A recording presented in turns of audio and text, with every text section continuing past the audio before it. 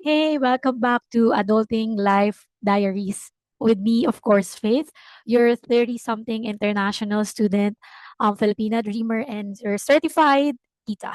In this episode, let's talk about the things I actually prepare or I actually did to prepare before moving abroad and the things I wish I knew earlier. Kasi real talk, preparing to study or move abroad is not just about documents. It's an emotional, mental, and spiritual process. And kung nasa stage ka na ng, I want to do this, but I don't know where to start, this one's for you. Okay, let's go to what I actually prepared. First thing would be mindset reset. Before anything else, I ask myself, why do I really want to do this? Kasi I really need a strong reason than homesickness. And ako, I want growth, I wanted a fresh start, and I had to be honest na may times, minsan takot pa rin ako, may times na hindi rin ako sure kung kakayanin ko ba talaga tong journey na to. What I learned is clarity comes from courage, not perfection.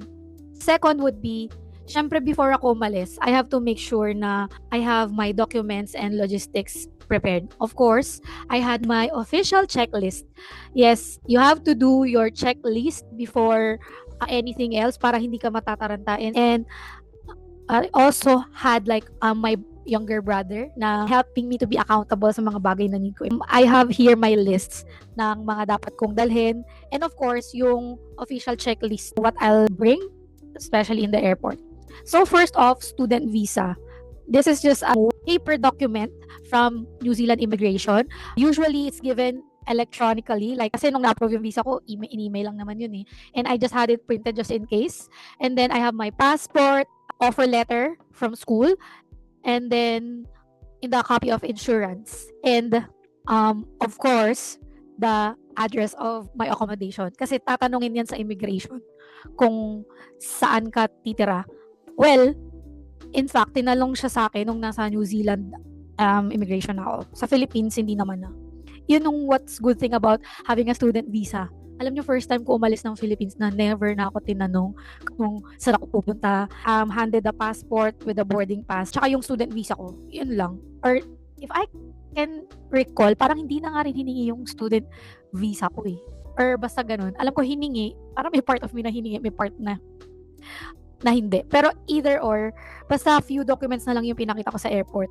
And what helped me, I have an envelope with me, and at the same time, meron din akong copy ng documents electronically. So, I have like digital and printed documents with me. Just, alam mo yun, to make sure lang na everything's with me.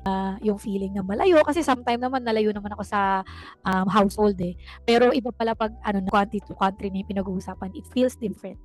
And it's totally normal that you cry. I also had this one moment na I felt so tired going home. It was just late at night.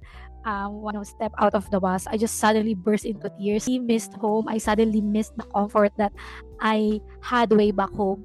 Kasi okay na, na-set up ko na yung routine ko, and now I'm back like, from the scratch, doing everything just, to build up my resume to with around me. Experience na ganyan, of course. Time then na nung first time ko pumunta sa Filipino store, so shout out sa Rainbow Asian Store. Yan. Andun yung mga Filipino delicacies. When I first entered, it feels like home. Makikita mo yung favorite mo mga food.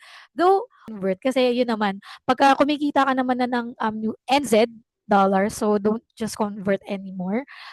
It's alright naman na bumili ka na nung Filipino delicacy na gusto mo in NZ.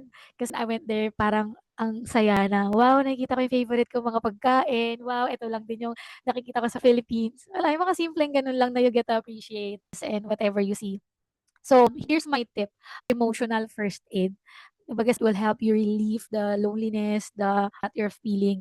I have my go-to worship playlist, and I even write in my journal. I even have like few friends na way back in the Philippines na kinausap ko na sila. Actually, hindi naman sila talaga madami, like isa or dalawa or ganun.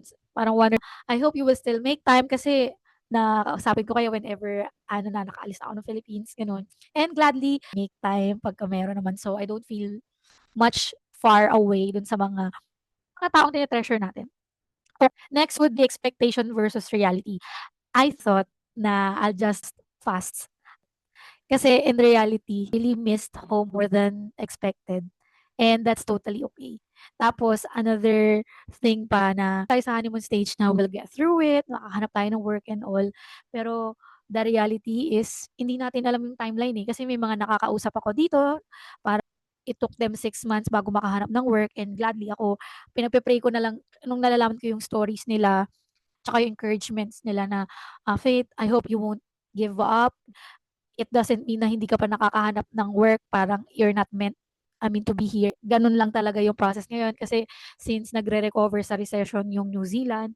And that being said, kanya-kanyang journey in terms of finding a job. Pero alam mo yon, when you pray, when you also do your thing na to reach out people, to ask for help for you. And yun, kasi akala natin na talagang when we go here, magbabago na talaga na everything will be all right.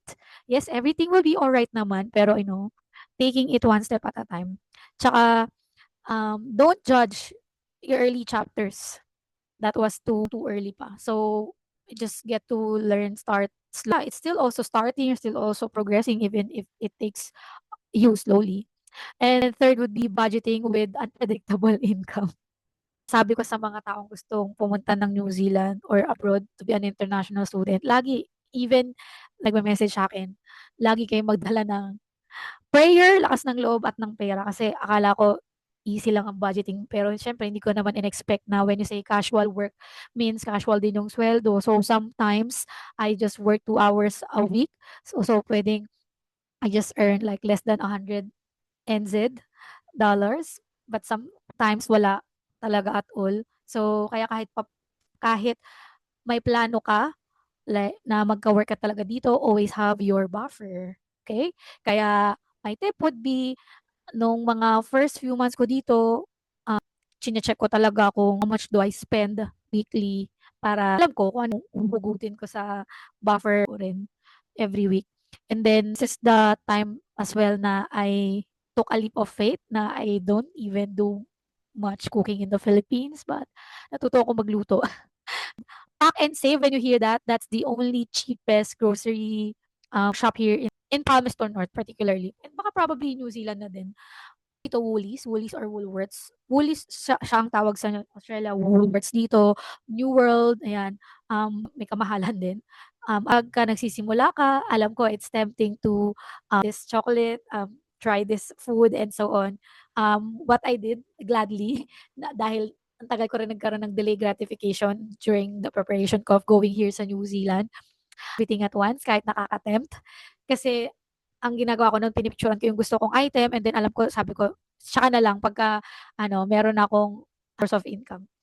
Yun. So, may natutunan kayo and just to let you know that preparing yourself to move abroad is like packing for a new version of you. So, you won't have everything figured out all at once talaga. And you don't have to, but that's what makes it beautiful. Now you will learn, you will adopt, you will thought na bahala na si Lord moment at a time and also one step at a time you'll get there. Planning to study abroad, particularly in New Zealand, I want to know in the comment what's one thing you're excited or nervous about. So we can have their video to discuss ano nga ba yung mga bagay na yun or I can share some thoughts about it. And share it with me. Tag nyo naman ako sa either Facebook or IG. So I'd love to also cheer on you. Thank you so much to everyone for watching up until this stage. See ya! Bye!